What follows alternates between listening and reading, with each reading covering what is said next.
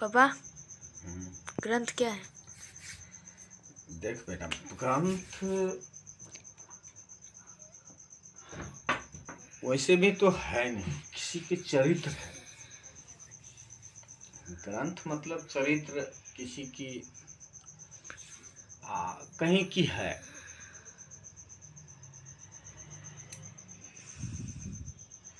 नहीं तो नहीं है भाई। जो जितना भी ग्रंथ लिखा है बेटा मेरे,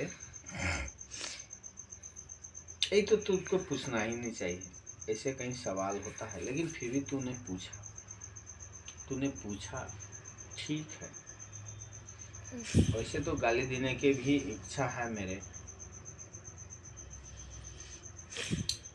फिर भी ग्रंथ की बात मत करो। सबकी चरित्र है, अपनी अपनी कहानी, अपनी अपनी रास्ता है। लेकिन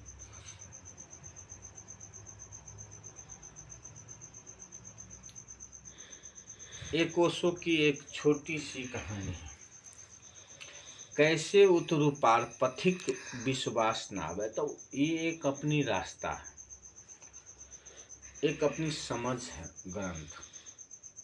सबने तैयारी की, सबने किया भी।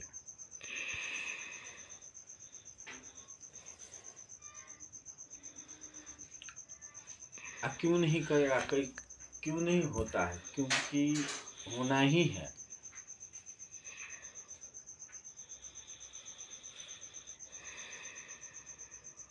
ग्रंथ की कोई कहानी क्या बताएं तुमको हम।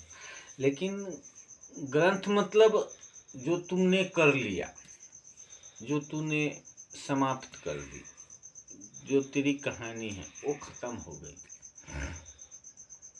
अब बचा नहीं कुछ।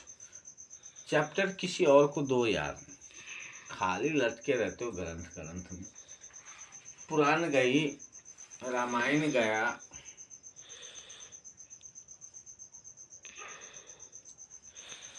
बाइबल भी गया, तो बचा क्या? तुम्हारी अपनी ग्रंथ, तुम अपनी कहानी खुद लिखो, वही ग्रंथ है। वही सामाजिक एक प्रथा है, या वही संगीत, वही सब कुछ है। अब लिखना चाहो तो तुम लिख दो, हो गया ग्रंथ। मतलब थोड़े है इसमें कोई मतलब नहीं। ये मुसीबत का जड़ नहीं, जड़ तो पहले से ही शुरू हो गया।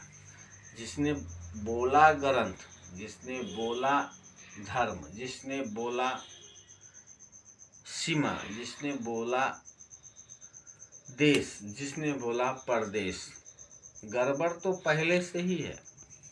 गड़बड़ आज थोड़े है, गड़बड़ तो शुरू हो गया, हो गई। अब खत्म कोई बिरले ही आएगा जो इसको खत्म कर पाएगा या खत्म होगा। विचित्र है बेटा, छोड़ो, इसकी कोई कहानी नहीं है।